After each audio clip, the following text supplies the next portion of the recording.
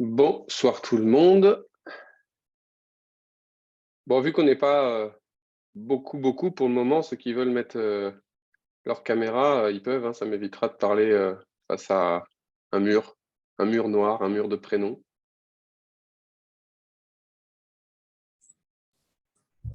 Salut. Il y a quelques visages connus, évidemment. Bonjour à tous. Salut Max. On va attendre quelques minutes, voir s'il y a du monde là, qui se connecte un petit peu. Avant ça, je vais vous parler un petit peu de ce que je compte faire ce soir. Hello.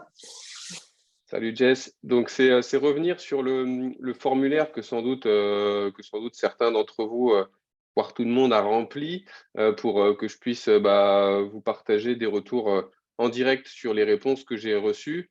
Il y a pas mal de questions auxquelles en fait je peux déjà répondre. Il y a pas mal de questions auxquelles il y a déjà en fait du contenu ou des choses disponibles. Donc ça me permettra de vous orienter. Et puis surtout l'idée c'est de revenir un petit peu sur les attentes pour la suite, vous dire un petit peu comment je compte utiliser ces réponses que vous m'avez envoyées pour créer du contenu dans l'année là, qui arrive, dans les semaines, dans les mois qui arrivent. Et puis derrière, surtout si on est un nombre comme ça, un petit peu réduit aussi, on pourra envisager de se faire un petit échange direct si les gens ont des questions. Alors, l'idéal, ce serait quand même d'avoir des questions qui ne sont pas trop personnelles pour que ça puisse servir un petit peu tout le monde. Mais bon, après, si ça peut être un petit peu perso, il n'y a pas de souci. Hello, Basile. On s'attend, on se laisse encore 2 minutes et puis on attaque. Après, de toute façon, au pire, s'il y a des gens qui nous rejoignent en cours de route, ils pourront reprendre tout ça. Moi, je vais partager mon écran.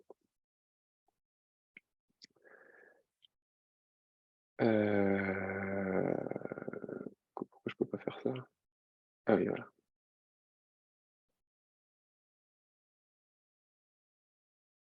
Toc.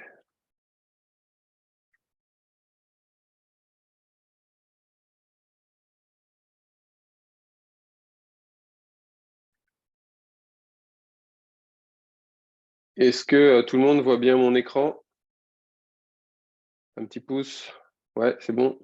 Ok. Ça marche.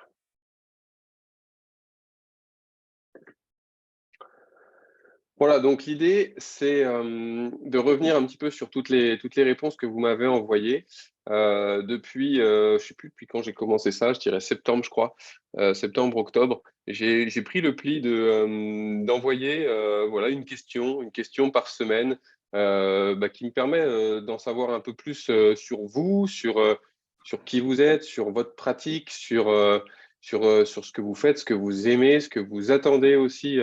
De mes contenus. Donc, moi, de mon côté, c'est vraiment quelque chose que je trouve super pertinent. Alors, il y a des semaines où il y a beaucoup de réponses, il y a des semaines où il y en a moins. Voilà, typiquement, là, 85 réponses, c'est quand même plutôt dans la moyenne basse, voire très basse. J'ai souvent autour de 130, 140 réponses, 150 réponses. Parfois, ça va jusqu'à 200, donc c'est super. Ça donne vraiment des chiffres qui sont significatifs pour faire des statistiques un petit peu sur l'ensemble des personnes qui suivent un petit peu les contenus que je propose. Donc moi, franchement, j'adore ce format. Et puis du coup, je me suis aperçu que ça devait plaire aussi parce que voilà, j'étais assez étonné d'avoir en fait autant. Alors c'est quand même le camembert qui est le moins gros, hein, 14%, mais je pensais que ça représenterait moins que ça au final. Tout ce qui est texte et email. Donc, non, moi, je suis assez content de voir ce chiffre-là. Je me doutais que voilà, le côté YouTube, les vidéos longues, plus éducatives, c'était le format qui prédominait, qui plaisait le plus. Moi, c'est aussi celui que je préfère aussi. Instagram, les vidéos courtes, j'aime moins, je trouve ça moins pertinent ou moins durable dans le temps. Mais bon, c'est quand même super intéressant. Il y a des fois, ça peut mettre des petites billes à l'oreille et je trouve ça quand même assez intéressant. Mais voilà, très content de voir que finalement, le texte et l'email est aussi intéressant. Et je vais essayer de continuer sur cette dynamique en 2023 avec voilà, juste un mail toutes les semaines, le mardi, et puis la plupart du temps accompagné d'un formulaire avec une question, un quiz, un test, voilà, des petites choses. Je vais sans doute essayer de trouver des trucs pour changer, pour que ce soit assez créatif, voilà, c'est de se renouveler un petit peu tout au cours de l'année. Mais je vais continuer sur cette formule-là. Concernant les types de contenus, là aussi, sans grande surprise, évidemment, c'est tout ce qui concerne l'entraînement et la performance qui arrive en tête de très, très, très, très loin. Donc ça, c'est déjà quelque chose que j'avais observé depuis longtemps, que j'ai observé, que ce soit dans la santé ou que ce soit dans l'entraînement. C'est vrai qu'on cherche toujours le petit truc pour optimiser. Je l'ai dit dans un mail il n'y a pas longtemps, mais vraiment, l'optimisation, la performance, l'entraînement, ça marchera jamais si on n'a pas un corps en bonne santé et s'il n'y a pas une dose très, très, très importante de prévention avant. Si on ne sait pas comment notre corps fonctionne, si on ne sait pas observer les paramètres qui font que est-ce que je suis en bonne santé, est-ce que je ne suis pas en bonne santé, est-ce que je suis en forme, est-ce que je ne suis pas en forme, est-ce qu'aujourd'hui je peux me mettre cette charge d'entraînement ou pas, si je n'ai pas cette base-là, j'ai beau avoir la meilleure séance du monde, c'est pas parce que Kipchoge il a fait cette séance-là et que lui, ça lui a permis de battre tous les records que si moi je la fais aujourd'hui, dans ma condition, elle va être bénéfique pour moi. Donc oui, c'est super intéressant. Oui, c'est motivant d'avoir des contenus qui parlent d'entraînement, qui parlent de performance, mais il faut garder dans un coin de sa tête que ces contenus-là, ils sont intéressants et utilisables que si je suis en bonne santé et que tous les facteurs, toutes les planètes sont bien alignées. Donc, évidemment, voilà, la gestion la gestion et la prévention des blessures, c'est un point qui est hyper important. Et je suis déjà content que ça arrive en deuxième position. Ça, c'est bien. Mais en tout cas, ce qui est sûr, c'est que voilà, moi, dans mes contenus, je ne donnerai pas si peu d'importance à la gestion et la prévention des blessures. Il y en aura forcément un peu plus.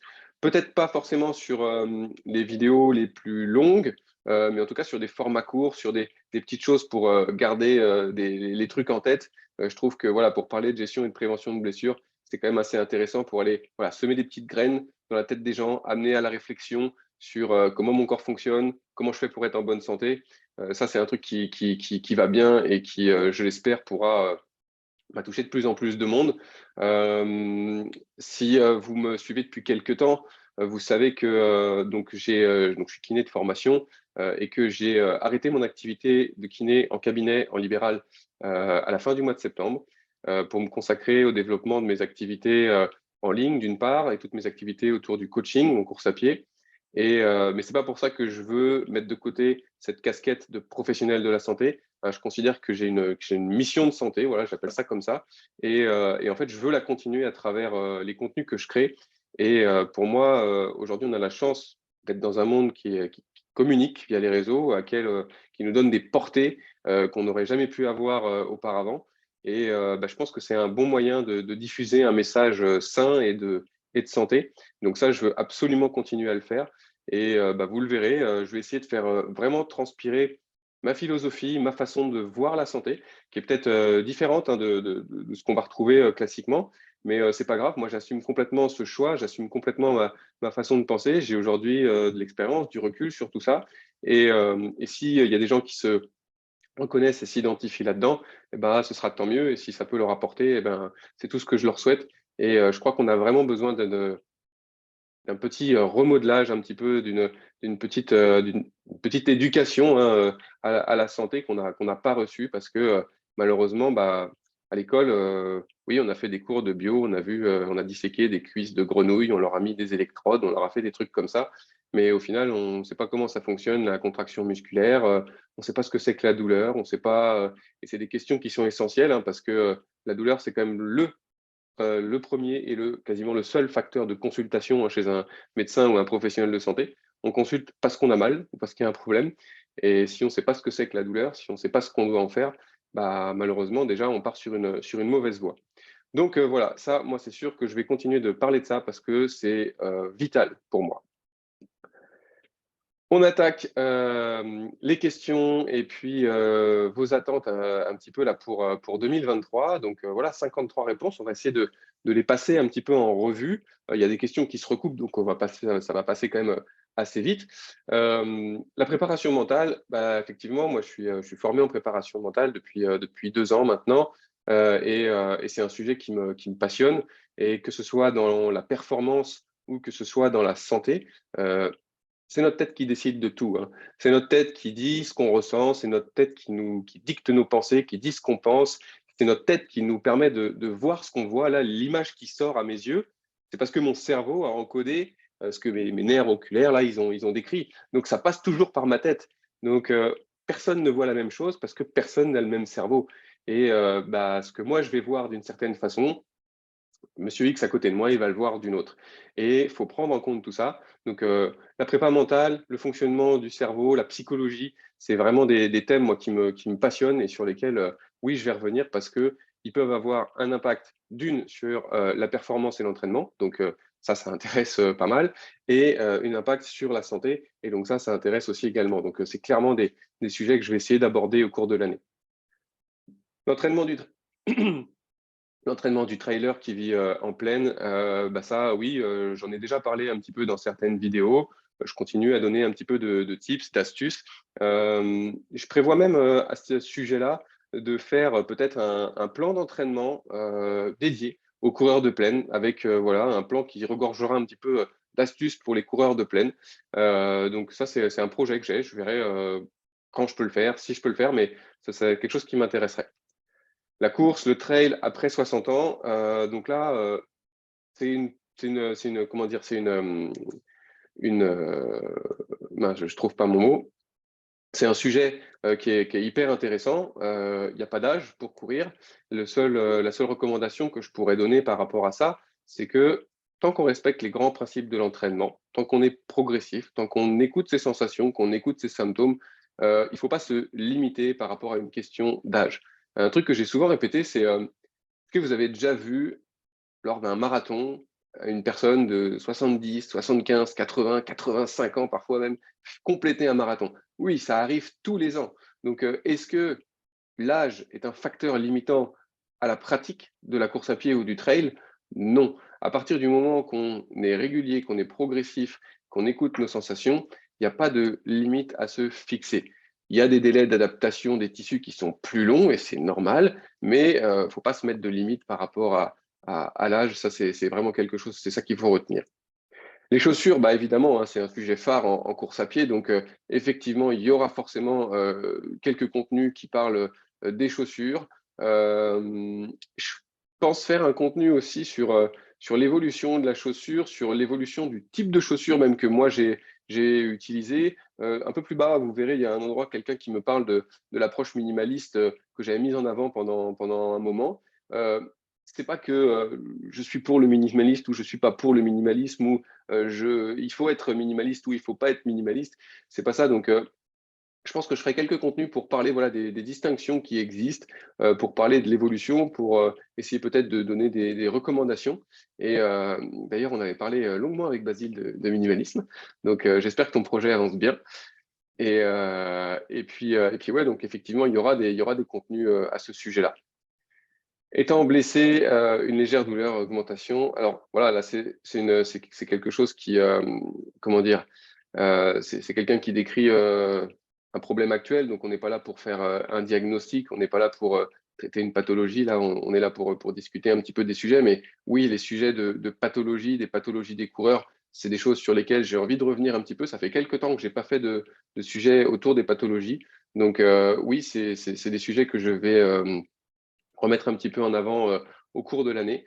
Par contre, là où j'aimerais m'arrêter, c'est sur, par conséquent, est-ce que la tendinopathie ne partira jamais? Alors ça, non, je peux pas laisser dire ça. On ne peut pas accepter en fait qu'une pathologie ne parte jamais. C'est pas possible. Une tendinopathie d'Achille, une tendinopathie d'une manière générale, c'est à la base une pathologie de surcharge mécanique. Et s'il y a uniquement un problème de surcharge mécanique, eh ben, c'est quelque chose qui, en théorie, en 2, 3 mois maximum, doit se régler.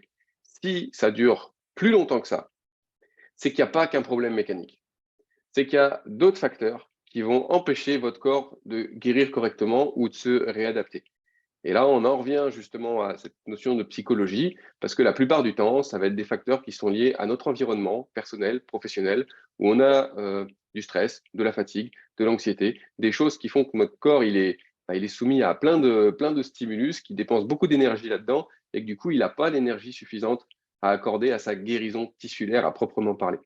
Donc, est-ce qu'un problème qui dure dans le temps ne partira jamais? Faut surtout pas accepter ça, parce qu'à partir du moment où le corps il accepte ça, eh bien oui, ça peut rester à vie. Je vais vous partager l'histoire d'un patient que j'ai eu il y a pas 2 ans, je dirais. Un gars d'une trentaine d'années, 33, 34, je crois, qui joue au foot, qui s'est fait les croisés. Et malheureusement, suite à l'opération, il a fait ce qu'on appelle une hémarthrose. Donc, il y a beaucoup de sang qui s'est sécrété dans l'articulation. Donc, ça crée un surplus de pression énorme. Tu as le genou qui devient tout bleu, la jambe qui devient tout bleu. Sauf qu'il était un peu dur au mal. Et en fait, il s'est dit, bon, bah, je sors d'une opération, c'est normal d'avoir mal, jusqu'au moment où ça lançait, mais vraiment très, très, très, très, très fort, au bout de 24-48 heures, où il a décidé d'appeler le service de l'hôpital. Et là, où on lui a dit, mais monsieur, c'est hyper grave ce qui vous arrive, pourquoi vous n'avez pas appelé plus tôt? Donc, ils ont dû le faire repasser sur le billard pour évacuer le sang qui s'était accumulé dans l'articulation. Et en fait, cette complication post-opératoire a clairement ralenti les processus d'adaptation. Donc, c'est quelqu'un avec qui on a évolué beaucoup plus doucement que la normale. Mais on évoluait. On évoluait plus doucement, mais on évoluait. Et au bout de 6-7 mois, quand normalement il aurait été censé être capable de reprendre vraiment ses activités sportives, on va dire normales, bah lui, il y aurait bien fallu encore 3-4 mois de plus. Il a consulté à un moment donné le chirurgien et il avait un manque de flexion. Il manquait vraiment de flexion dans le genou. Et le chirurgien lui a dit, texto, écoutez monsieur, il y a eu des complications initialement. Là, vous serez toujours un petit peu handicapé avec ça. C'est possible que vous ne récupériez pas la flexion. Alors moi, quand il m'a raconté ça, je suis clairement tombé sur le cul parce que pour moi, c'est impossible qu'un chirurgien puisse dire à quelqu'un, monsieur, vous êtes handicapé. Lui, il galérait, il s'accrochait, il progressait. Il progressait doucement, mais il progressait. À partir du jour où il a vu le chirurgien, que le chirurgien lui a dit, monsieur, vous allez être handicapé et vous récupérerez peut-être pas, c'était terminé. Le genou n'a plus jamais progressé et il a abandonné la rééducation. Donc, il faut faire très attention aux discours qu'on peut entendre de la part du corps médical, de la part des soignants, parce que forcément, on y accorde de l'importance. Hein. C'est eux qui savent, mais ne partez jamais du principe que jamais, que ça récupérera pas, que je n'évoluerai pas. C'est faux. Notre corps, il est doué d'une capacité d'adaptation qui est exceptionnelle. Quand on voit ce que certaines personnes handicapées sont capables de faire, moi, j'ai toujours cette image en tête. J'ai travaillé dans un centre de myopathes pendant mes études et ils conduisaient leur fauteuil électrique du bout de la langue. Donc, ils avaient un petit joystick là qui arrivait devant et ils conduisaient leur fauteuil du bout de la langue. Le truc, il est hyper sensible. Si vous essayez de monter dessus, mais vous prenez tous les murs. C'est impossible de conduire ce truc-là. Et eux, ils y arrivent parce que ils ont développé une habilité fine à force de temps et de travail avec la langue pour pouvoir se bouger. Donc, notre corps, il est clairement capable de tout. Donc, ne partez jamais du constat que ça évoluera jamais. Je passe au point suivant parce que sinon, on en a pour 4 heures. Les compléments alimentaires, moi, c'est pas quelque chose sur lequel je suis forcément calé, donc je pense pas pouvoir parler de ces choses-là dans mes contenus. Il y a sans doute d'autres personnes qui seraient capables de le faire, donc peut-être pourquoi pas via une interview avec Anthony Berthoud, avec mon ami William Seychelles, qui ont des grosses compétences en nutrition et avec qui on pourrait peut-être aborder ce sujet-là. Moi, il y a plein de choses en nutrition que je maîtrise et que j'aime bien partager, mais là, les compléments, j'avoue que c'est pas mon truc. La programmation sur une année complète. Donc la programmation, vous allez voir, c'est des sujets qui reviennent souvent, la planification d'une course, la planification d'une saison, la programmation sur une année. Donc ça, oui, je vais faire des contenus sur la planification. Et d'ailleurs, le prochain contenu qui sortira lundi prochain va parler de la planification sur une année. Je vais essayer de vous donner, dans une vidéo très simple, comment planifier chacun une année avec ses objectifs et ses blocs d'entraînement. Ce n'est pas une formation pour les coachs pour avoir un cours sur la planification, c'est vraiment une vidéo qui se veut, qui va viser monsieur tout le monde en termes de course à pied pour qu'on puisse s'organiser et essayer de construire de façon assez intelligente sa saison et organiser en tout cas ses entraînements. Donc ça sort lundi prochain si tout va bien. Le choix des courses, ça va un petit peu avec ça va dans la définition des objectifs. Donc ça, j'ai déjà parlé un petit peu de ces choses-là. Donc oui, je continuerai de parler du choix des courses, du choix des objectifs, comment on sait qu'un objectif il est adapté à notre niveau, à notre planning, à tout ça. Donc ça, oui, c'est des sujets que je vais aborder. La lame carbone, voilà, je vais en parler un petit peu, même si c'est pas forcément mon dada, mais faisant le test actuellement là, des Nike Vaporfly, je vais en parler. Donc le retour sur les Nike, la préparation mentale, on en a parlé. Le renforcement du coureur, bah, ça évidemment, c'est un sujet qui est important, qui est au centre un petit peu de pas mal de discussions. J'ai pas mal de projets autour de ça, que ce soit des contenus sur YouTube, des contenus courts, des séances type, des exercices type, mais aussi des programmes. Je vais en reparler un petit peu après. Donc oui, ça c'est sûr que du renfort va y en avoir. Les tests matériels, j'aimerais bien des fois en faire un petit peu plus. Le gros problème des tests matériels, c'est que bah, quand tu n'es pas sponsorisé par quelqu'un, bah, ça coûte cher d'acheter du matériel pour le tester. Donc du matériel, j'en ai déjà un petit peu pour moi. Quand je teste, quand j'achète des trucs pour moi et que ça me paraît pertinent de partager mon analyse, je le fais. Mais j'avoue que ne bénéficiant pas de partenariat avec des marques qui me permettent d'avoir accès à du matériel pour les tests, ça reste assez limité. Travail musculaire, renfort musculaire, on en a parlé. La nutrition du sportif dans la vraie vie, pas seulement en compétition, ça c'est un sujet qui est très important. J'en ai déjà un petit peu parlé dans différents contenus dans le passé, mais oui, c'est le genre de sujet qui peut revenir cette année parce que, bah, comme j'ai dit tout à l'heure, comme la prévention par rapport à la performance, bah, la nutrition dans la vraie vie, c'est ce qui va permettre de pouvoir opter pour une nutrition axée sur la performance le jour de l'épreuve. Donc oui, ça c'est des contenus qui vont revenir. Les phases d'attaque, la biomécanique de course, ça fait longtemps que j'en ai pas parlé et ça fait partie de mes petits papiers dans les semaines, les mois à venir. Oui, je vais refaire un contenu là en tout cas prochainement sur les différentes phases, sur la biomécanique de course. Et en gros, pour vous donner tout de suite la réponse, c'est il n'y a pas de bonne attaque, il n'y a pas de mauvaise attaque. C'est encore une fois quelque chose à adapter en fonction de son ressenti, de son expérience, du type de chaussures qu'on met, du type de parcours sur lequel on évolue. Donc voilà, il n'y en a pas une qui est meilleure que l'autre. Il faut juste prendre un petit peu de recul. Est-ce que je suis blessé ou pas? C'est pareil, ça peut avoir un impact. Donc voilà, je vais refaire un petit point sur tous ces facteurs pour essayer d'orienter les gens sur la technique de course. Ah voilà, c'était là ma petite phrase sur revenir au minimalisme. Donc oui, je vais refaire des ponts un petit peu avec le minimalisme et je vais dire un petit peu voilà, où je me situe aujourd'hui par rapport à ça. Euh, Clairement, moi, le minimalisme, c'est quelque chose pour moi qui est dans le quotidien au niveau des chaussures. Je ne vis qu'avec des chaussures minimalistes. Je ne sais plus porter d'autres chaussures dans mon quotidien parce que j'aime ce contact au sol, j'aime la légèreté que ça offre. Par contre, en course, c'est vrai que j'ai fait évoluer un petit peu ma chaussure, faisant beaucoup de trail en montagne sur des sentiers qui sont relativement techniques, parce que j'aime bien les sentiers techniques, j'aime bien les pierres, j'aime bien les racines.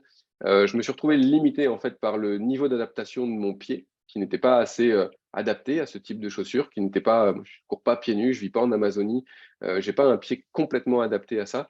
Et en fait, je me suis retrouvé avec des douleurs de pied, des irritations cutanées au niveau du pied liées à la chaussure minimaliste. Et donc, j'ai choisi en fait d'opter pour une chaussure un petit peu moins minimaliste, un petit peu plus protectrice, pour trouver en fait cet équilibre qui me permet d'avoir une chaussure qui est légère, ça c'est quand même mon facteur numéro un de sélection, hein, légère, relativement déformable, où je sens quand même un petit peu ce qui se passe sous mon pied, mais qui me permet de protéger en fait davantage mon pied. Et clairement, voilà, je regrette pas d'avoir fait ce choix sur les courses plus longues que j'ai pu faire, notamment en 2022. J'ai clairement eu beaucoup plus de confort et c'est clair que ça a moins limité en tout cas ma performance. Du renforcement musculaire, on en a parlé. Organiser les entraînements performants quand on manque de temps. Donc ça, c'est pareil, ça vient avec la planification. Pareil, autant je parlais tout à l'heure de personnes qui voudraient faire, de créer du contenu pour des gens qui travaillent ou qui vivent en plaine. C'est pareil, j'ai un projet là sur créer un plan d'entraînement ou un thème, un truc, un club à thème qui serait dédié aux personnes qui manquent de temps pour avoir en fait des entraînements optimisés. Ça pourrait être des entraînements qui font parfois que 5 minutes et qu'on peut caler n'importe quand. Mais 5 minutes, c'est toujours mieux que zéro. Donc, de créer un truc un petit peu dans ce thème-là, ça me plairait bien. Et je trouve ça assez intéressant de trouver aussi, de donner des tips, des astuces sur comment en fait mêler ma vie professionnelle, ma vie personnelle et l'entraînement. Comment en fait parfois je peux juste conjuguer les deux et je peux faire du perso et du sport en même temps. Il y a pas mal de petites astuces à mettre en place. Donc ouais, ça c'est un truc qui me plairait bien de développer et j'ai déjà pas mal d'idées. Donc oui, ça verra le jour, je pense, j'espère dans l'année en tout cas.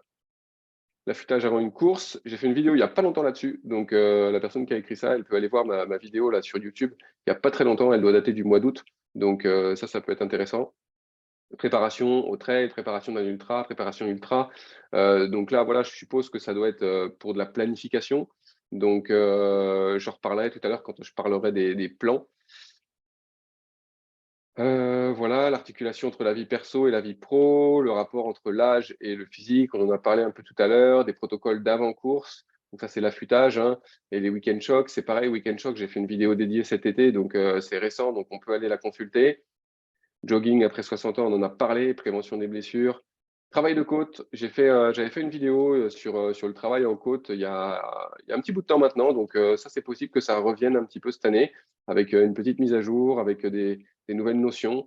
Donc ça, ouais, ce serait intéressant d'en reparler. La course dans la neige, la musculation, la motivation, ça c'est la préparation mentale, le stress, la préparation mentale aussi. Les troubles intestinaux, donc ça c'est lié sans doute à la nutrition. Il faut savoir que les troubles intestinaux, c'est lié aussi à l'entraînement qu'on a en nutrition.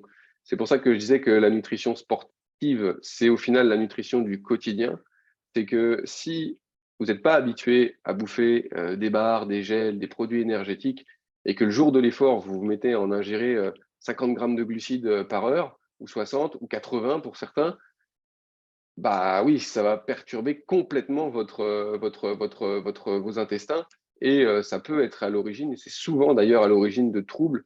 Donc, encore une fois, on s'entraîne en course à pied pour être capable de courir plus vite ou plus longtemps le jour de la course. Bah, faut qu'on s'entraîne aussi en nutrition dans nos entraînements à s'habituer aux produits. C'est pour ça qu'on conseille de jamais changer la veille de course, de jamais tester un truc le jour J. Enfin, voilà, toutes les choses qu'on connaît un petit peu. C'est Madame Myria qui rigole là. Oui, parce que... Alors pour ceux qui ne savent pas, Jessica, c'est une personne que je suis en coaching personnalisé. Et l'année dernière, elle a fait le 100 km de Bienne. Et elle n'a pas respecté du tout ça. Elle a mangé tout un tas de trucs qu'elle ne connaissait pas le jour de la course. Je vous passerai les résultats. Et d'ailleurs, je suis pas sûr que tu aies envie d'en parler, Jess.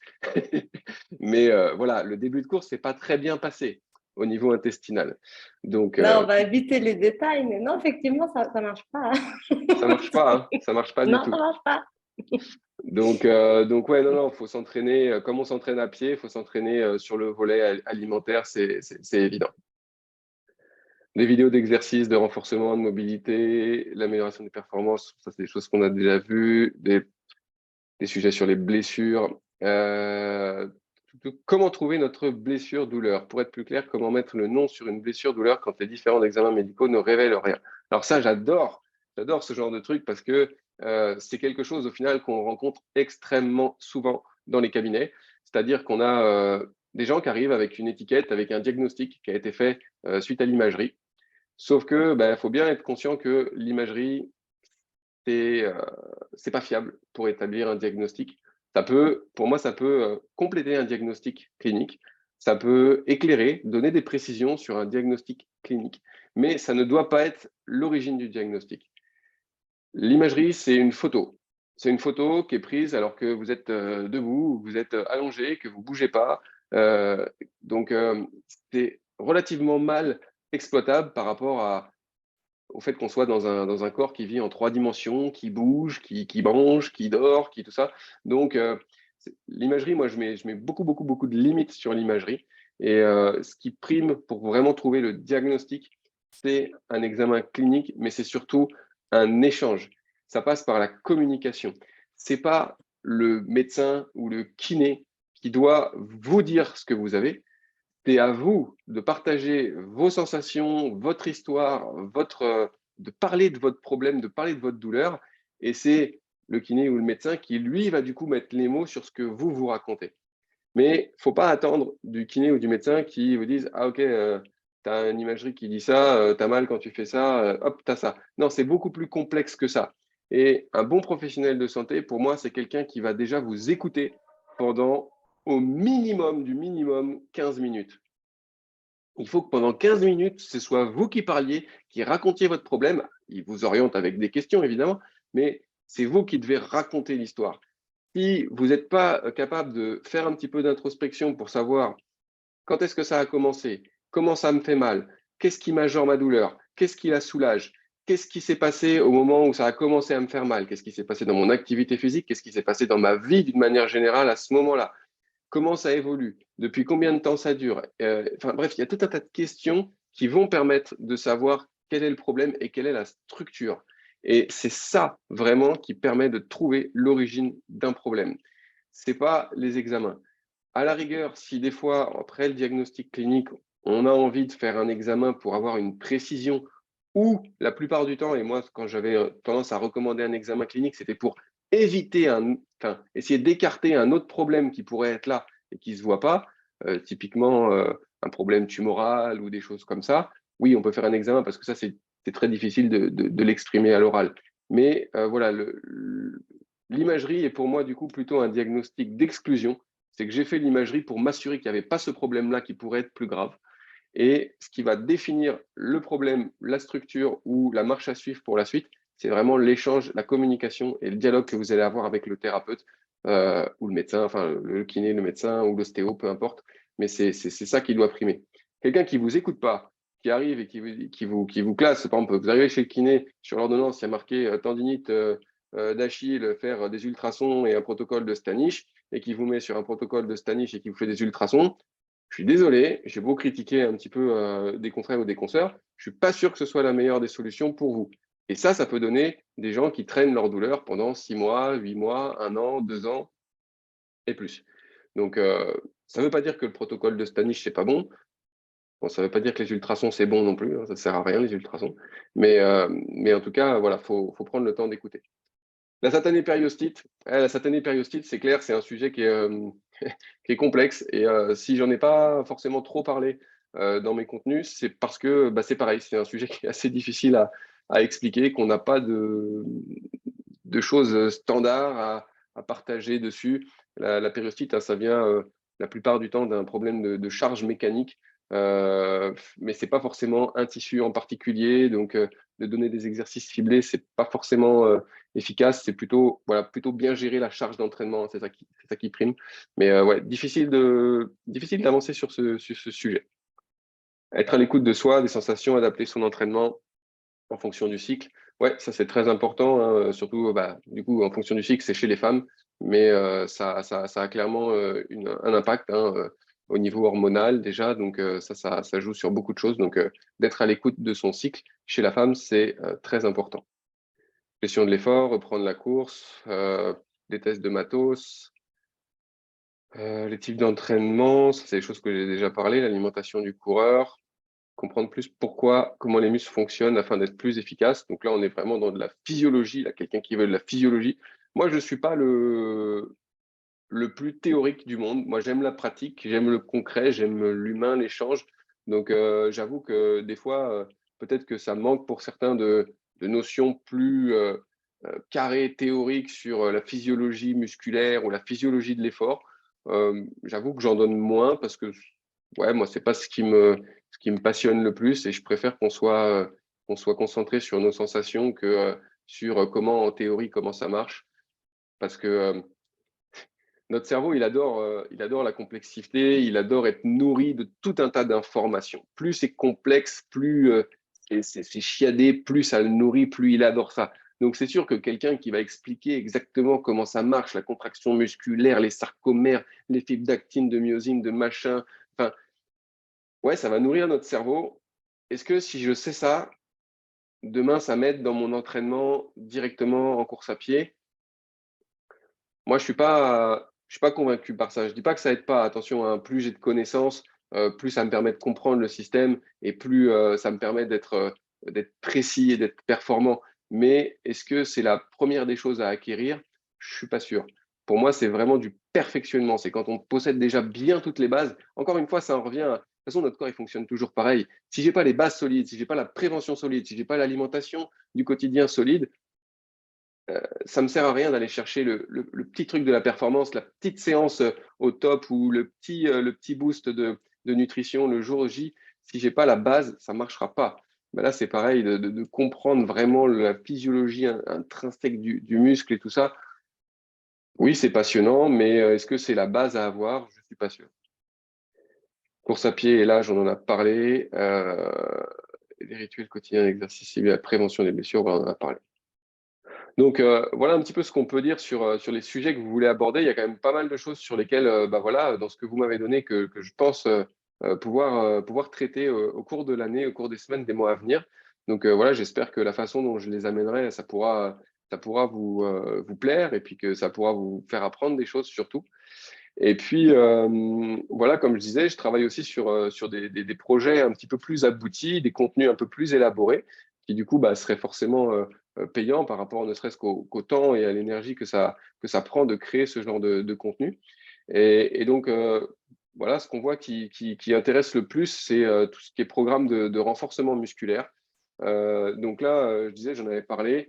C'est un projet que j'ai comme depuis la rentrée. C'est vrai que ça prend plus de temps que ce que je pensais à mettre en place. Donc j'ai créé un protocole de renforcement basé sur les kettlebells que j'ai fini de créer, le protocole, j'ai fini de créer les séances. Je vais aussi créer autour de ce protocole, en fait, j'ai créé, pardon, tout autour de ce protocole, un ensemble de capsules vidéo éducatives, justement pour parler du renforcement, pour parler des régimes de contraction, pour parler de l'intérêt du renforcement, pour parler des différentes phases du renforcement. Et en fait, toutes ces capsules vidéo, je vais les intégrer dans le programme de renforcement.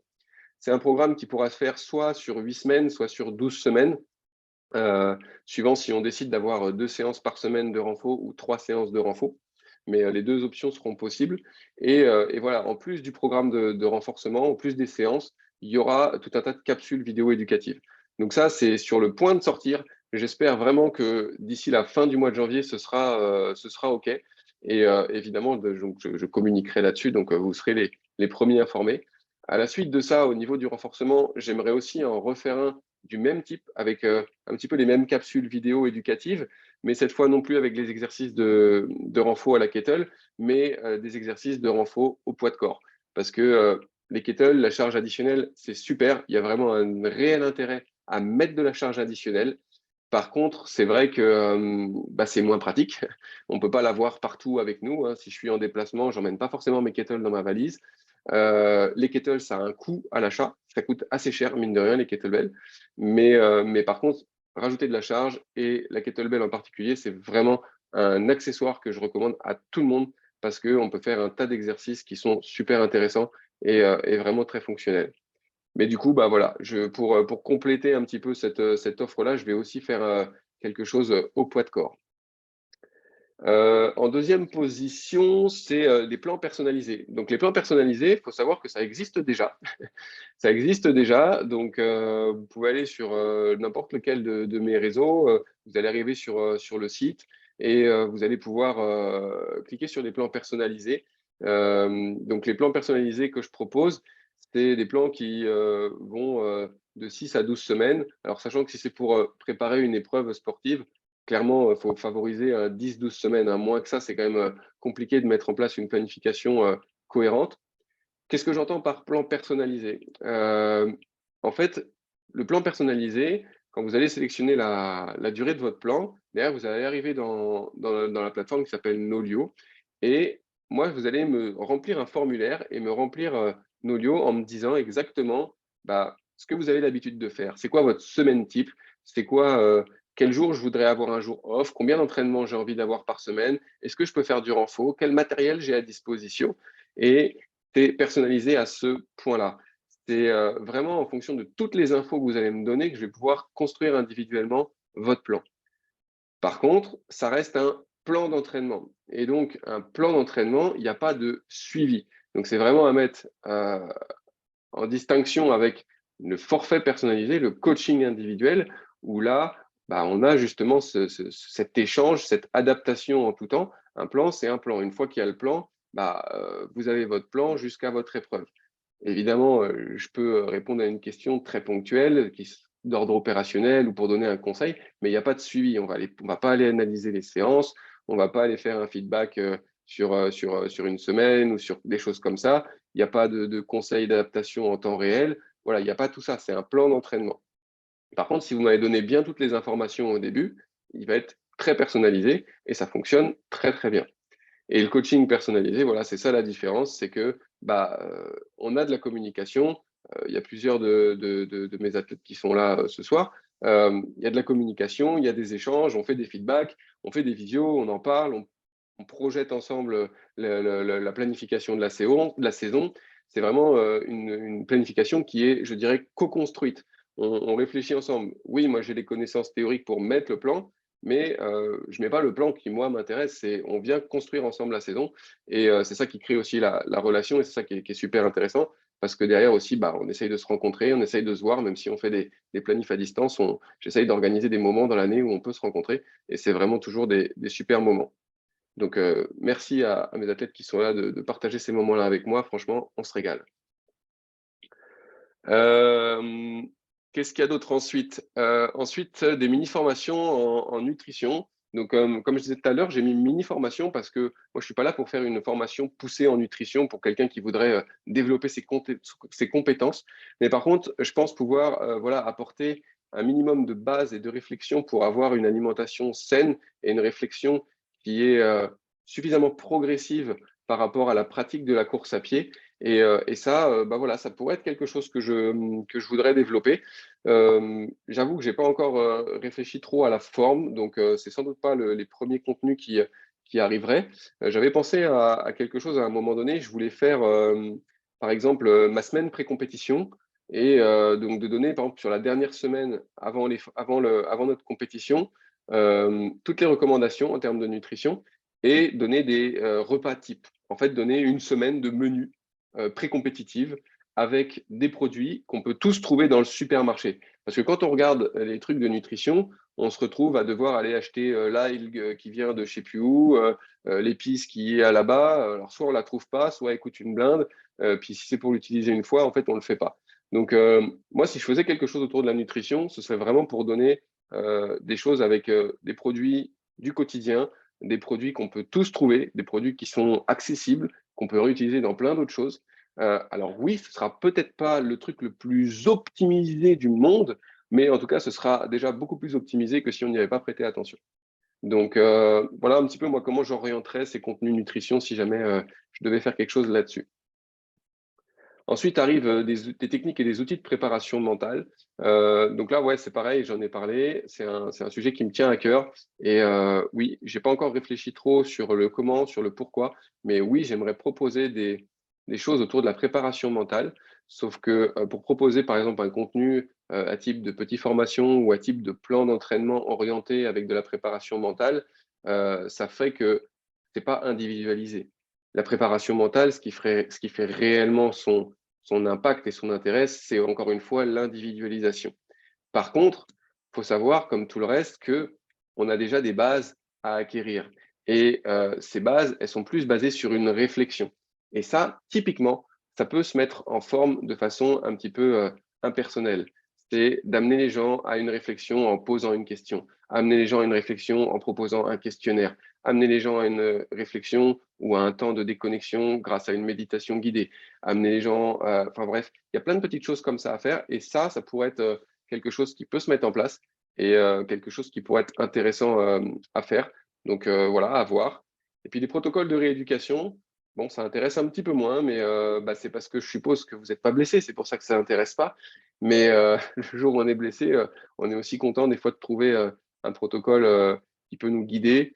Si la philosophie que je défends concernant la santé, la rééducation, elle plaît, je pense que ça peut quand même être intéressant d'avoir ces protocoles-là. Malheureusement, le jour où je me blesse et que j'essaye de consulter mon médecin, que j'ai 3 semaines d'attente, puis après un mois pour aller chez le kiné, et que ça ne se passe pas comme je voulais, peut-être que, voilà, moi je suis assez convaincu qu'on peut qu'on peut faire des soins à distance, des soins à distance, qu'on peut accompagner quelqu'un qui a une pathologie liée à la course à pied à distance.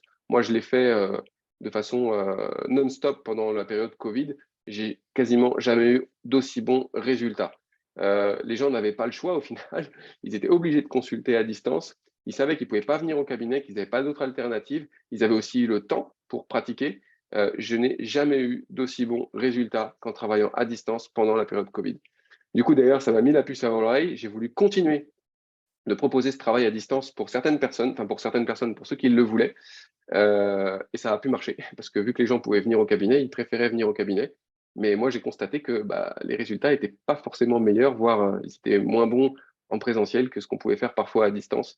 Il y a ce côté, peut-être, je pense, un peu plus responsabilisation quand je suis tout seul dans mon coin, que j'ai payé pour mon truc et que j'essaye de faire ce que je peux. Et puis, donc, en tout cas, voilà, moi, je suis convaincu que le suivi à distance pour la gestion de pathologie, si on a un niveau de communication qui est suffisamment élevé, parce que là, pour le coup, il faut vraiment un bon niveau de communication, ça peut être très pertinent.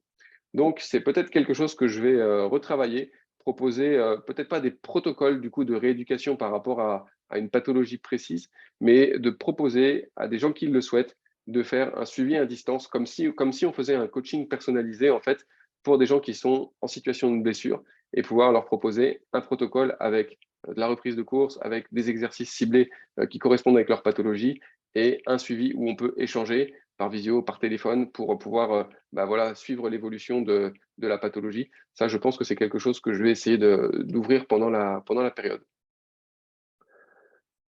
Dernier petit point, quelle est la plus grosse problématique que tu rencontres aujourd'hui en course à pied? Je vais passer assez rapidement parce que ça fait quand même déjà un petit peu de temps là qu'on discute.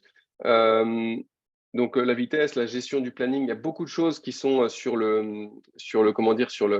gestion du planning, la gestion de l'entraînement, le fait d'avoir une activité personnelle, professionnelle bien chargée, comment caler mes entraînements. Donc ça, voilà, ça reprend ce qu'on a dit sur la planification. C'est sûr que je vais créer du contenu là-dessus parce que ça semble être une des grosses problématiques. Donc oui, ça, je vais créer des choses. Il y a un petit peu de pathologie. Là, on voit syndrome fémoro-patellaire. Mon âge, on en a déjà parlé. Organiser mes entraînements, voilà, trouver une bonne première course à faire.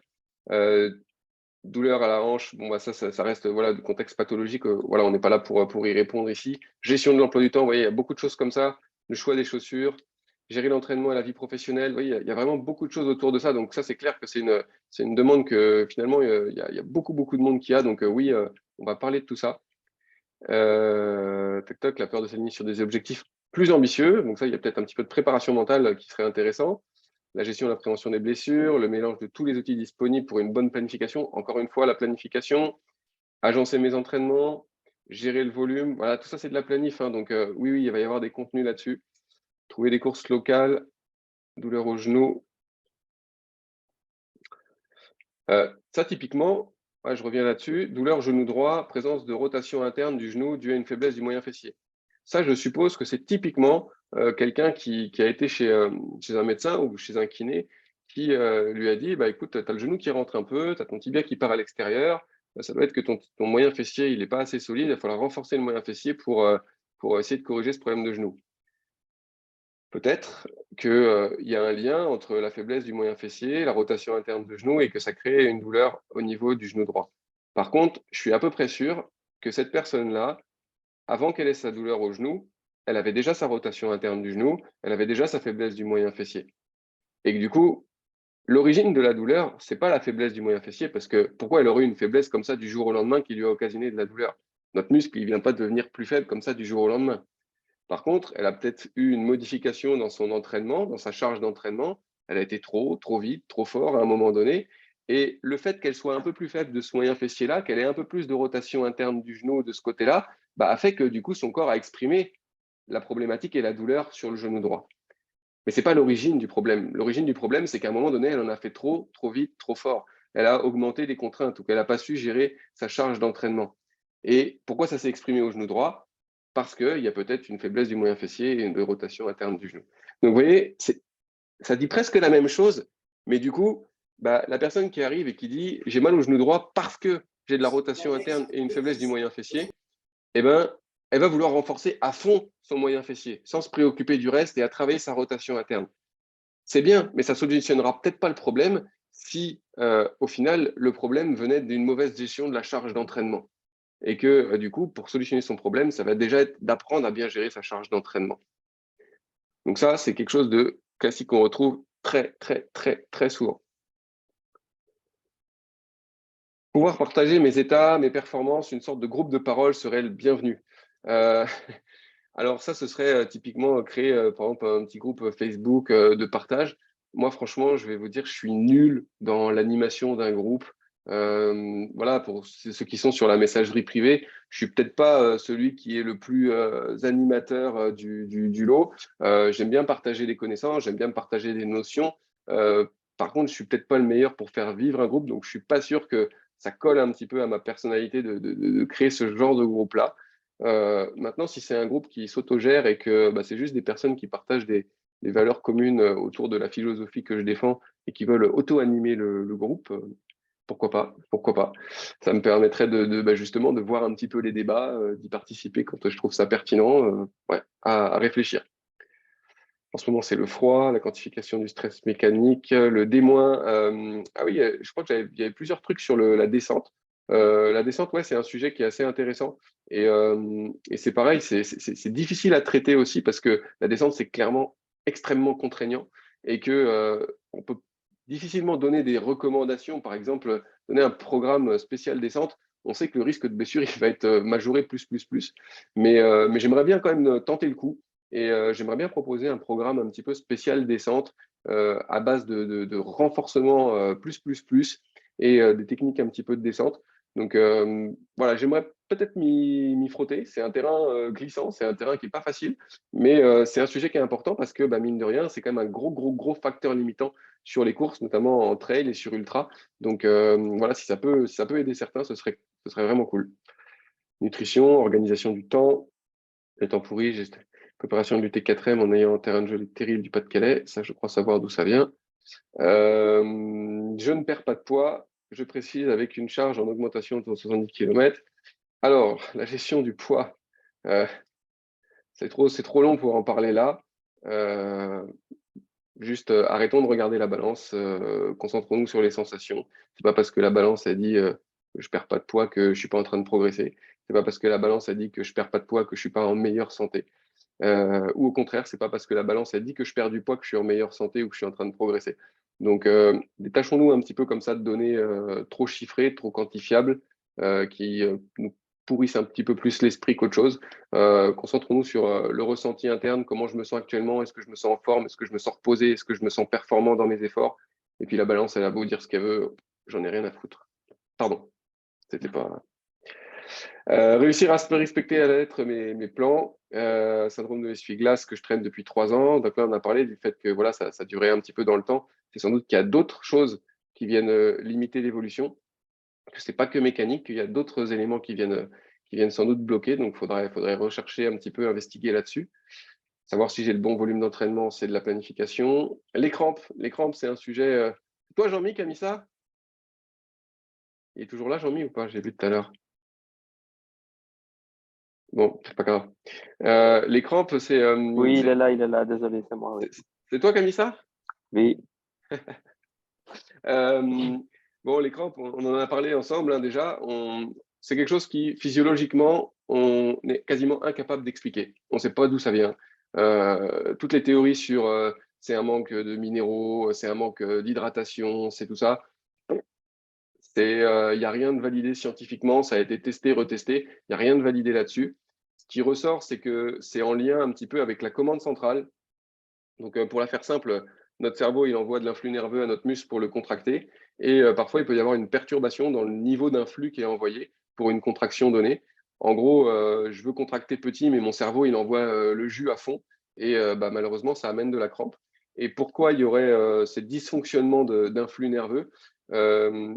Il y aurait un lien avec la fatigue périphérique, mais aussi la fatigue centrale qu'on a dans notre vie de tous les jours, le niveau de stress et tout ça. Donc voilà, c'est sujet difficile aussi à aborder parce que pas de solution précise et en tout cas pas de solution scientifiquement validée. C'est état de santé général. Tac, tac, tac, je suis en arrêt intervention chirurgicale. Donc là, c'est tout ce qui est reprise de course à pied, le manque de force et programme de musculation. Donc là, on est sur du renfort, les douleurs au mollet, manque de souffle, amélioration de la performance. Tiens, le manque de souffle, c'est alors un sujet qui pourrait être intéressant, dans lequel je manque peut-être aujourd'hui encore un petit peu de connaissances sur la respiration. Il y a beaucoup de trucs à faire sur lesquels on peut s'inspirer du yoga, des choses comme ça. Mais il y a sans doute des techniques de respiration qui peuvent nous aider dans la gestion de nos efforts. Voilà, c'est peut-être un sujet sur lequel je vais creuser et approfondir mes connaissances pour pouvoir le partager, parce que je pense que ça peut être intéressant. Que ce soit là, le manque de souffle en côte, pour moi, c'est plus lié à une gestion de l'intensité, apprendre à mieux gérer son intensité pendant l'effort pour justement ne pas être essoufflé ou être moins essoufflé. Mais par contre, de travailler sa capacité pulmonaire, de travailler son volume d'air, je pense que c'est quelque chose qui peut être intéressant et qui est sans doute intéressant pour le coureur d'une manière générale et pour tous les sportifs. Donc voilà, s'il y a peut-être des choses que je peux apprendre là-dessus cette année et que je peux partager, je le ferai avec plaisir. Le mental, courir plus vite. Alors ça, courir plus vite pour améliorer ma cote ITRA. Alors ça, je suis désolé, mais c'est pas du tout moi la philosophie que je défends. Donc courir pour améliorer sa cote ITRA, moi je vois pas l'intérêt. Je sais pas si c'est la cote ITRA qui va dire si je suis bon ou si je m'amuse ou si je prends du plaisir en course.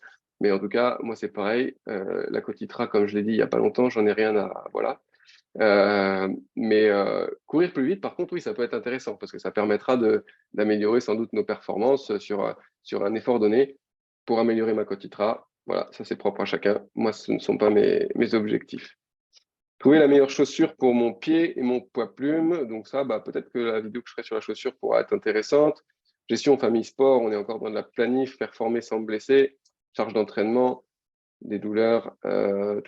Impossible de mettre le nom sur une douleur récurrente. Donc là, voilà, la solution, elle passe par une investigation, une introspection, revenir sur les sensations, se questionner depuis quand ça date, quel type de sensation, qu'est-ce qui a changé, Bref, il y a plein de questions à se poser. Il y a sans doute des réponses à aller chercher.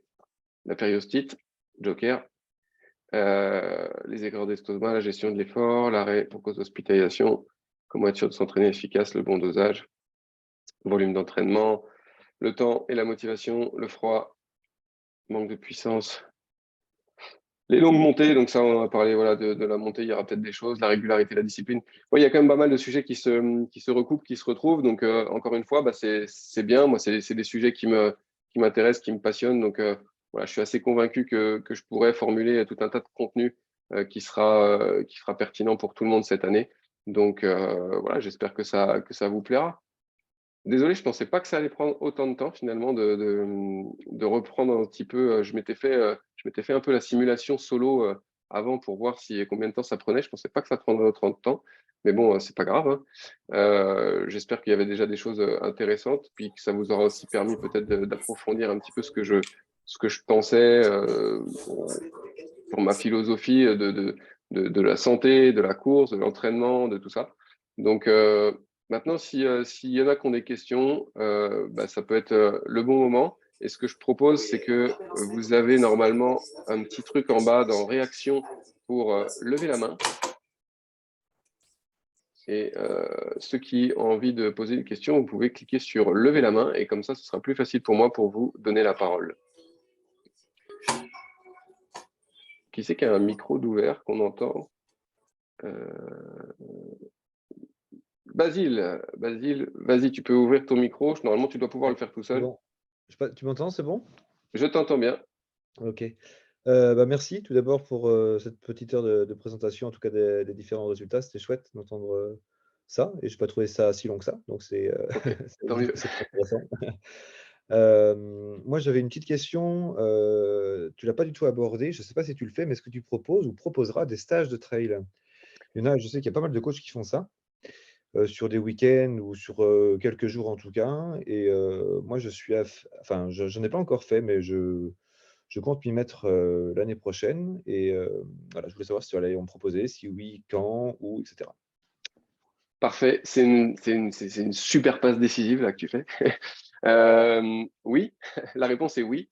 Ce que je fais, c'est que, comme j'ai dit tout à l'heure, en fait, j'essaie d'organiser des week-ends avec les personnes que je suis en coaching personnalisé.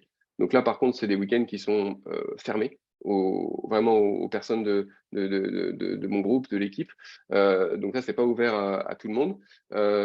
Ça nous permet à nous voilà, de passer du temps ensemble. Puis vu que tout le monde est un petit peu dans la même situation, c'est assez cohérent. Par contre, cette année et l'année dernière, on avait fait un stage avec l'école de trail et avec le coaching du coureur en Corse au mois de fin avril, début mai. Et ça, c'est un stage qui est ouvert tout public. Et cette année, je participe de nouveau à un stage qui se fera à Buis-les-Baronnies.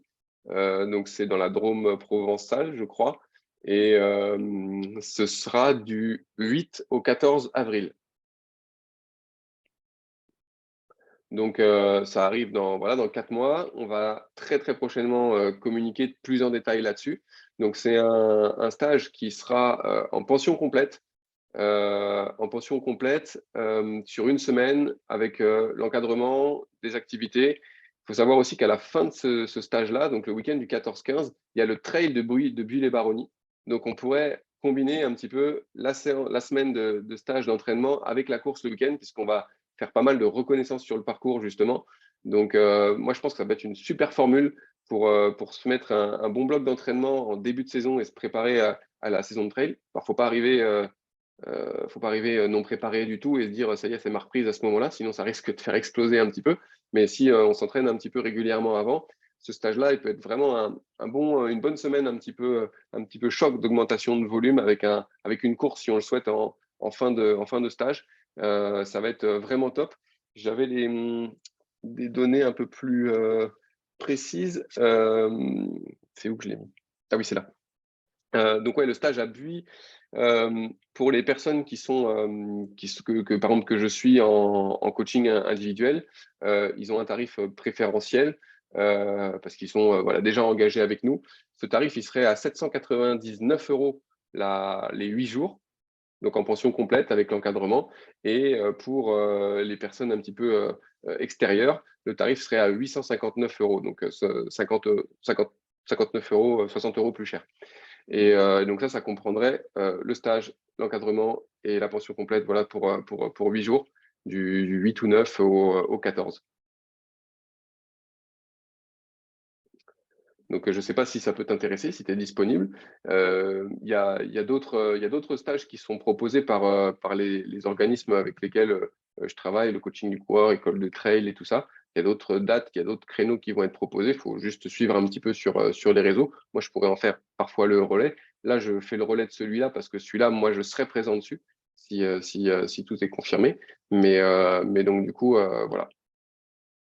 Et si une petite question, il faut, pour participer à ces stages-là, est-ce qu'il y a un niveau attendu ou quelque chose? Enfin, parce que je sais qu'il y a différents coachs là que j'ai pu rencontrer aussi qui proposent des stages de débutants, intermédiaires, avancés, etc. Et forcément, le contenu n'est absolument pas le même. Donc, est-ce que voilà, dans cette semaine-là, voilà, il y a un niveau attendu? Comment est-ce que vous allez vous adapter à un potentiel hétérogénéité du groupe? Non, justement, la méthode utilisée permet de travailler avec tout niveau, que ce soit Jessica, Max ou Jean-Mi ici présents. Ils pourraient t'en parler puisqu'ils étaient là au stage en Corse l'année dernière.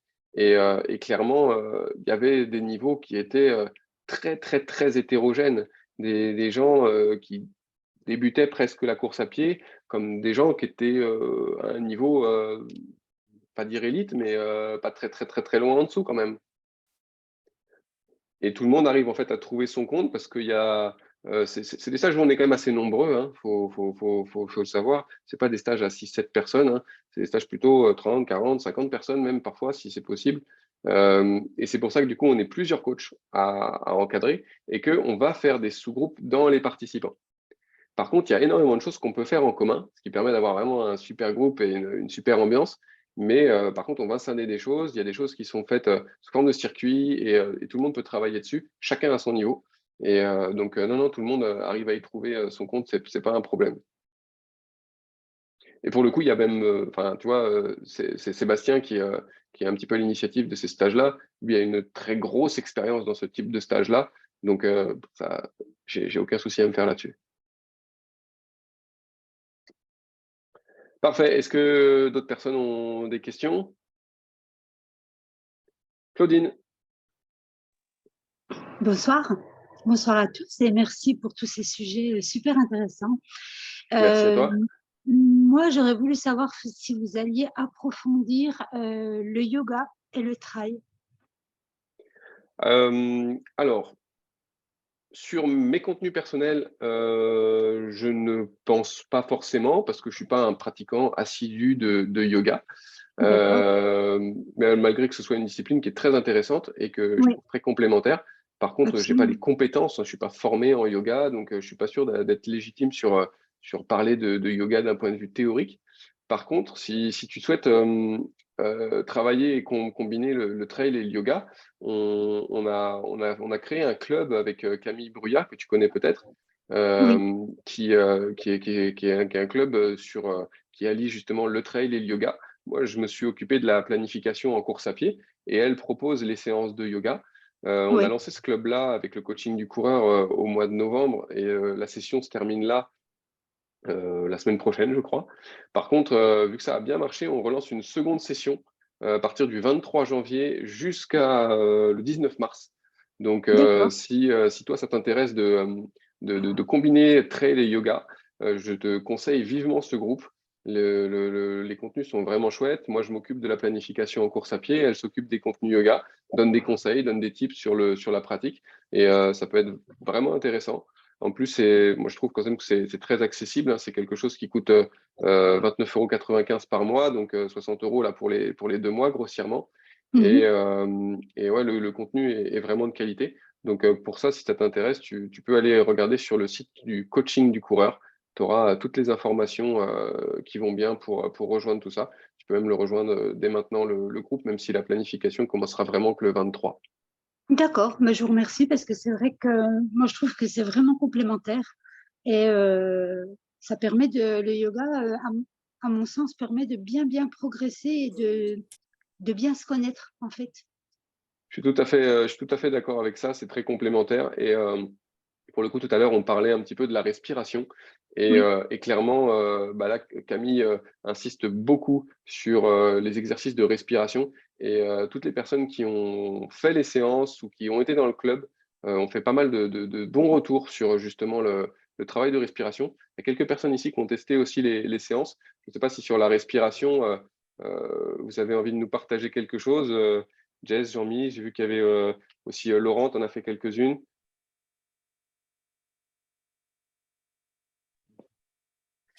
Moi, j'ai fait les séances, oui. Et puis, j'ai trouvé que c'était vraiment super. Et puis, je les utilise aussi.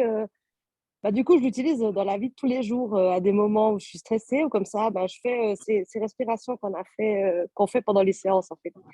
Alors, au début, je trouvais ça, je suis là, non, mais sérieux, quoi, elle va nous faire respirer pendant 15 minutes. c'est vrai que c'est Mais il y en a eu Et qu'une, hein, où on a fait que ça. Mais sinon, franchement, c'est vraiment bien, quoi. Super. encore une fois, il faut acquérir les bases avant de pouvoir le mettre dans d'autres choses. Donc, je pense que c'était nécessaire de faire un bloc dédié à ça. oui, Mhm. et j'ai remarqué également, pour une dernière information, que le yoga nous permettait de beaucoup mieux récupérer pendant l'effort. OK. Oui, donc moi j'habite une région en Haute-Saône où il y a énormément de dénivelé et on pratique énormément de dénivelé également. Et c'est vrai que pendant l'effort, à partir du moment où on se concentre sur une respiration qu'on apprend au yoga, et ben on récupère beaucoup mieux. On est beaucoup moins essoufflé, on est beaucoup moins fatigué et on a de quoi relancer après un bon dénivelé grâce à ça. Ouais, j'en ai parlé la dernière fois qu'on a fait un regroupement là, avec les athlètes du groupe. De se concentrer sur sa respiration, ça a avant tout l'avantage de recentrer dans l'instant présent. C'est-à-dire que Oui, parfois, quand on est en course, ça nous arrive de cogiter un petit peu sur, tiens, il y a la grosse difficulté qui arrive, je commence à être juste sur la barrière que je m'étais fixée ou la barrière horaire, est-ce que je vais réussir à aller au bout, est-ce que machin, ah, bah, ça commence à être long, je commence à avoir mal, enfin bref, on a des pensées parasites hein, qui arrivent et qui vont nous sortir un petit peu du moment présent, qui vont soit nous projeter dans le futur, est-ce que je vais réussir à aller au bout, est-ce que je vais atteindre la barrière, ou qui au contraire nous ramènent dans le passé avec de la frustration. Voilà, si j'étais pas resté 1 heure au ravito, je serais un peu plus en avance, ou ça commence vraiment à me piquer dans les jambes. Et en fait, de se reconcentrer sur sa respiration, ça va permettre de se remettre dans l'instant présent. Et l'instant présent, en fait, quand on est en course, c'est pas compliqué, c'est un pas après l'autre. C'est soit je suis en train de marcher, soit je suis en train de courir, mais c'est la jambe droite, la jambe gauche, la jambe droite, la jambe gauche. J'inspire, j'expire, j'inspire, j'expire. Et en fait, le fait de faire ça, bah, nous libère une espèce de pression. Et c'est très important de l'expérimenter parce que du coup, bah, chacun a sa façon de visualiser un petit peu sa respiration, mais c'est très important de le faire et c'est vrai que ça marche très bien. Donc en fait, je pense que c'est plus une sensation que tu as de mieux-être ou de récupération, mais c'est grâce à la respiration que tu arrives à te connecter un peu plus au moment et donc à pas être dans ces phases de projection dans le passé ou dans le futur. Souvent, c'est dans le futur en course. Mais ouais, non, c'est un super outil, la respiration. C'est aussi pour ça que ça m'intéresse, moi, d'approfondir mes connaissances personnelles là-dessus, parce que je crois qu'il y a des choses à creuser. Oui, c'est pour ça que moi je m'étais mis aussi au yoga. C'était justement par rapport à toutes ces pensées parasites que je me pourrissais la tête et je finissais par ne plus avancer, quoi. Je veux dire, je trouvais tous les maux de la terre lors d'un trail et ça m'a beaucoup, beaucoup aidé de me concentrer sur la respiration. Oui. On évacue beaucoup, beaucoup de choses et puis on se recentre sur le plaisir qu'on a à courir. Et puis, bah, curieusement, on se rend compte que le corps est tellement bien fait qu'on repart. Sans arrière-pensée ou sans pensée future. Et oui, bah, écoute, parfait, Claudine, moi je t'invite à continuer ce travail-là. Et puis voilà, si tu veux essayer de rejoindre le club Trail et Yoga, voilà, rendez-vous sur le coaching du coureur. Et tu verras, il y a vraiment quelque chose de très sympa, à mon avis, à expérimenter. Eh bien, merci beaucoup en tout cas. Je souhaite à tous une bonne soirée. Merci, bonne soirée, Claudine. Est-ce que Merci. quelqu'un d'autre a des questions?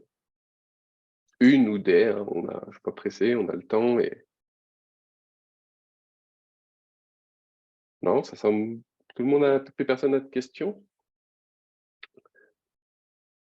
Il y a beaucoup de personnes avec qui on échange quand même régulièrement ici, donc voilà, je pense qu'il y a peut-être moins de questions. Ben, en tout cas, voilà, moi, c'était intéressant pour moi de faire ce live. C'est quelque chose que j'avais jamais fait encore on va dire, sur mes réseaux, que ce soit le site internet, YouTube, Instagram et compagnie. C'est quelque chose que je pense intéressant, qui permet bah, voilà, de donner un peu plus d'humain dans les relations comme ça à distance. Et je pense que c'est des choses que je vais essayer de remettre en place, ça aussi. Ouais, c'était pas forcément écrit là dans les attentes, dans les demandes, mais moi, ça fait partie des choses qui m'intéressent parce que d'avoir des contacts directs comme ça avec les gens qui suivent, bah, ça permet vraiment de connaître les attentes. Des fois, voilà, il y a des fois des petits blocages qu'on a qui sont là depuis longtemps qui peuvent se répondre avec un petit conseil, avec une petite question très rapide. Et ce serait dommage de s'en priver si on peut le faire à travers un live comme ça. Donc voilà, j'espère que tout le monde aura passé un bon petit moment. J'espère pour tous ceux que je suis un peu plus près que tout va bien et qu'on va passer une belle saison 2023. Pour tous ceux que je connais pas ou que je connais moins, bah, j'espère que tous les projets sportifs de l'année vont être réalisés. Si il y en a certains que je peux aider, bah, ce sera avec grand plaisir. Je parlais tout à l'heure des stages. Donc voilà, il y a ce stage sur lequel on pourrait éventuellement se rencontrer. Ça va être, ça va être vraiment chouette, je pense. Et puis, tout à l'heure, je parlais des plans d'entraînement aussi. Il y avait donc les plans personnalisés qui existent déjà. Là, du coup, j'ai décidé pendant une dizaine de jours d'offrir un 30% à des personnes qui voudraient un plan personnalisé là, pour les prochaines semaines. C'est pas parce que on prend le plan maintenant qu'on le fait démarrer tout de suite. Si on veut le faire démarrer dans un mois ou dans 2 mois, c'est pas impossible. Alors pas un truc qu'on fait démarrer dans 6 mois, ça a pas trop d'intérêt. Mais on va dire que si c'est dans le mois ou le mois et demi qui arrive, ça reste cohérent. Et donc tout ça, je mettrai forcément un petit récapitulatif par mail pour que vous ayez le code d'accès. Et puis qu'est-ce que je voulais dire d'autre? Je vais essayer de partager aussi la visio que j'ai enregistrée. Donc, je la mettrai à disposition aussi pour les personnes qui ne pouvaient pas être présentes ce soir. Peut-être que ça permettra de répondre aussi à certaines interrogations pour d'autres.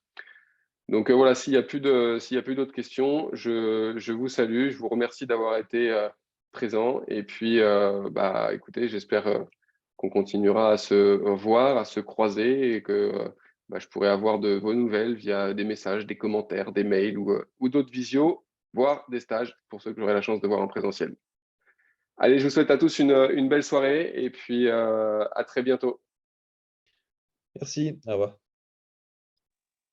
Merci, Bonne Nico. soirée. Ciao, Ciao, Nico. ciao. Au revoir tout le monde. Ciao, ciao.